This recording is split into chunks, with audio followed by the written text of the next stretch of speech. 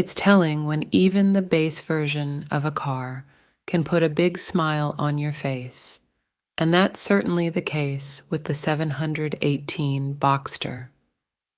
The soft-top Boxster shares powertrains and just about everything else but its roof with the hardtop Cayman coupe, and while you can get both with nearly 500 horsepower, even the 300 HP base models are soul-satisfying, as they benefit from the same fantastic transmissions and wonderfully tuned chassis as the more expensive, more powerful versions.